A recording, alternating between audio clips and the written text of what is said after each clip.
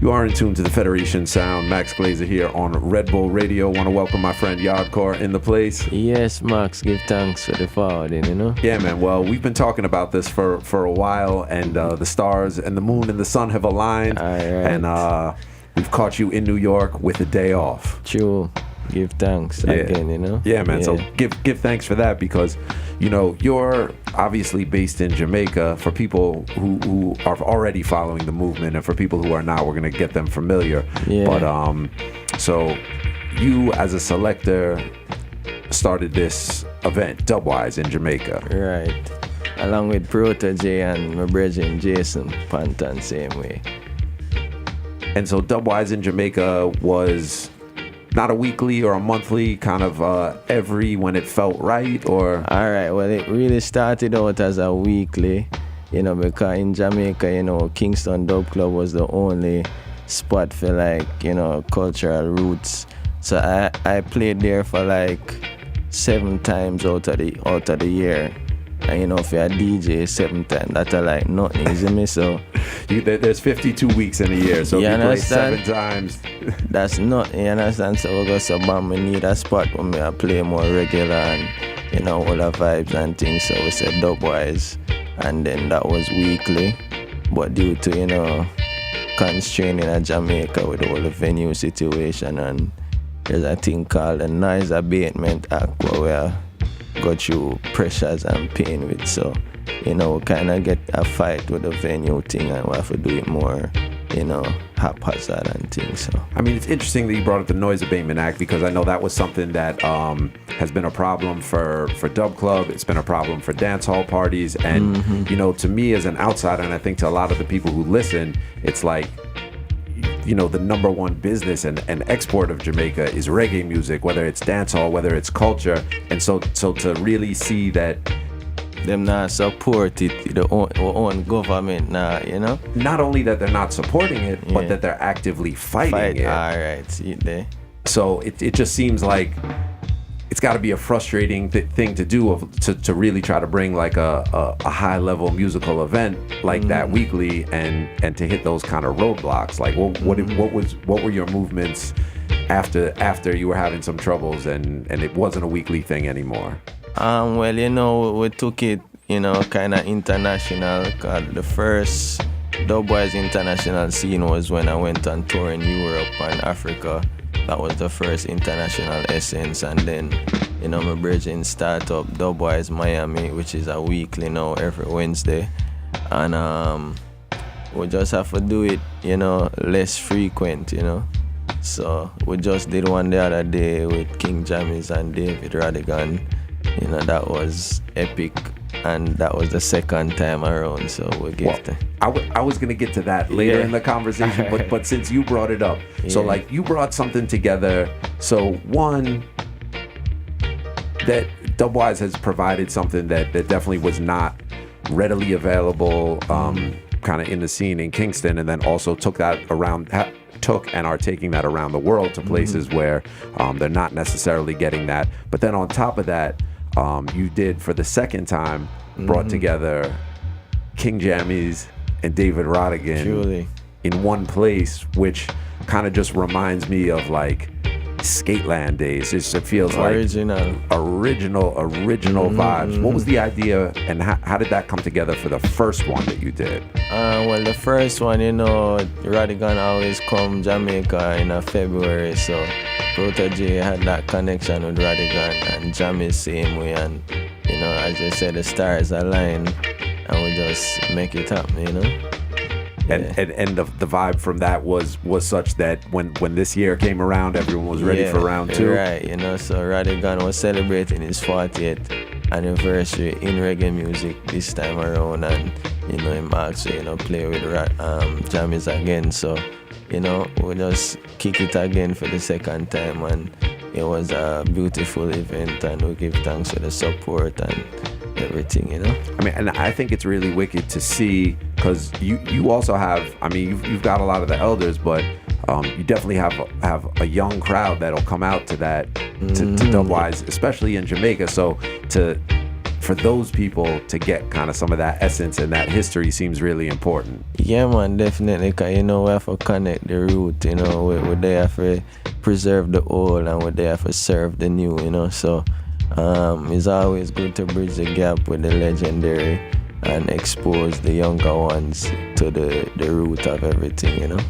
Yeah, I mean, that kind of seems like, whether that was the intention of when you started Dubwise, but kind of just what you do as a DJ and as a selector is bridging that gap, because it's not just foundation music and things that people would consider quote unquote dub music, but it's really showcasing the contemporary artists who are making music in that vein. Right. Is a what I call it now? We cover Jamaican music, conscious Jamaican music, So, I mean, Dubwise is not as strict in that we only, focus on the rootical side of things, but we want to create a platform for expose the younger generation who are the conscious music in the reggae sound same way, but not necessarily, roots, but we still not left out the roots same way, so it's a balance, so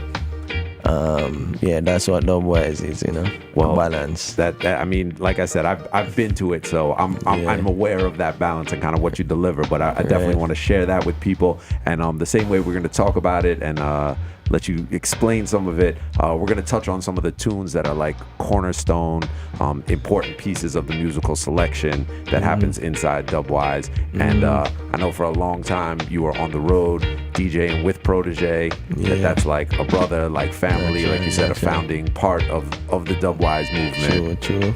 So it's only right that we touch on this one. Hell Rastafari, Protege, Federation Sound, Max Glazer, Yaadcore in the place.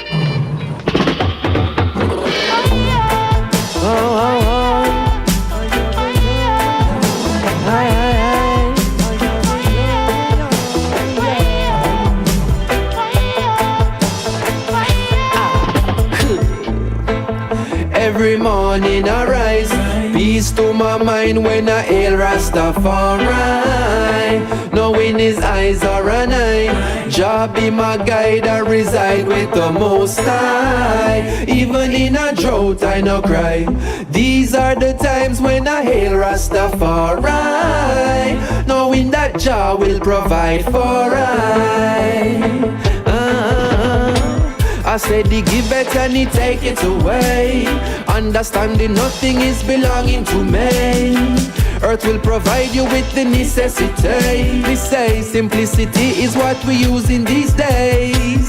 And Rastafari prophesies there would be wars. Many possessions would be lost. What you live is what you leave with. So hold it close, it's the only thing that's yours. Cause every morning I rise, peace to my mind when I hail Rastafari. Knowing his eyes are an eye, Jah be my guide, I reside with the Most High. Even in a drought I no cry, these are the times when I hail Rastafari. Knowing that Jah will provide for because we know.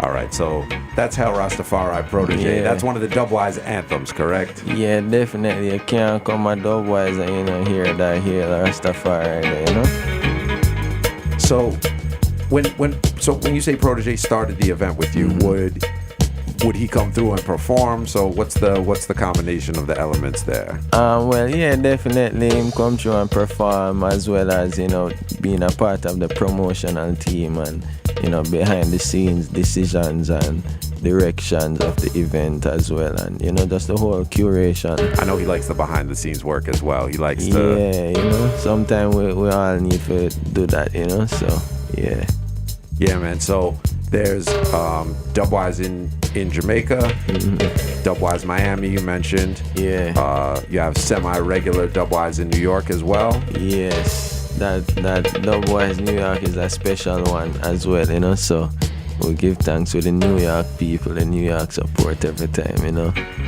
And so what other cities? I know you have something, a brand new city upcoming. Yeah, New Jersey, and we have Chicago coming up as well. Trinidad, Atlanta is one of them. We're looking to go back to Puerto Rico sometime soon. I'm not sure yet.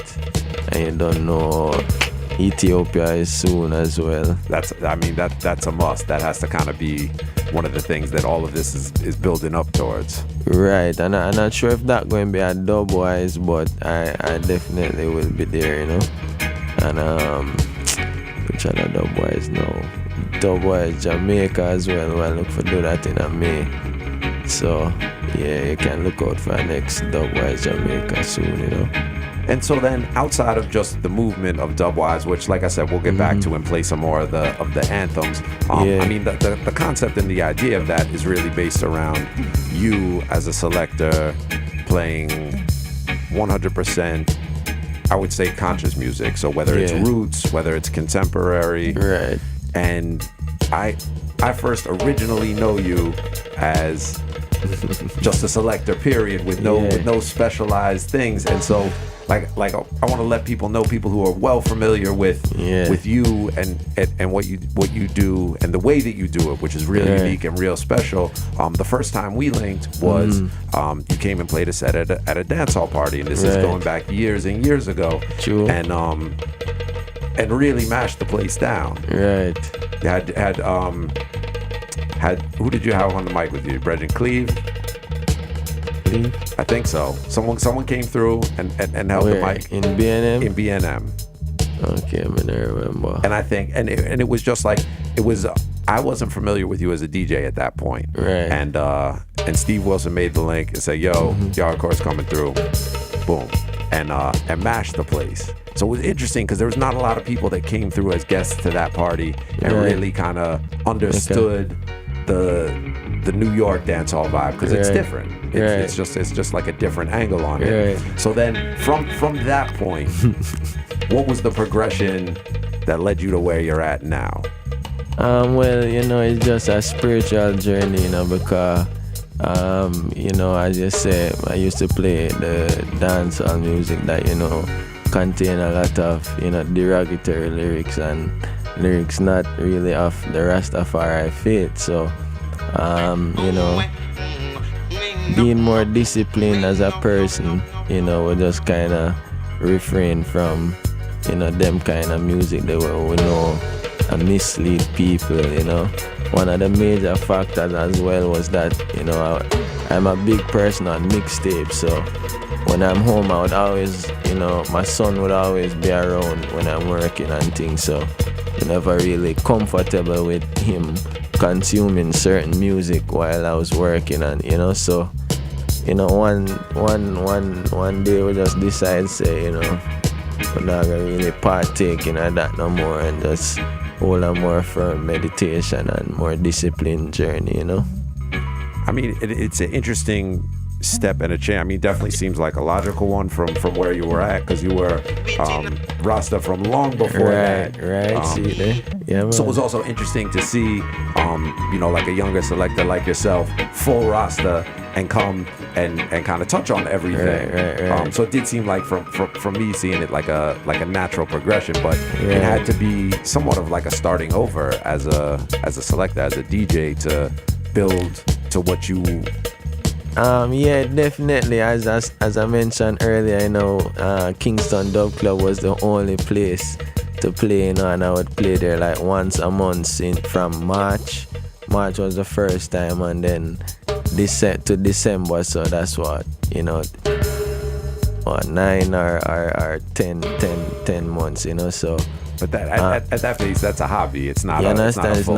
It's not a what you call it, a full-time job. So we would have to make a change and create a platform for ourselves, and this is where we're at now. I mean, it seems like a good place to be. It seems like a comfortable, happy place for you to be.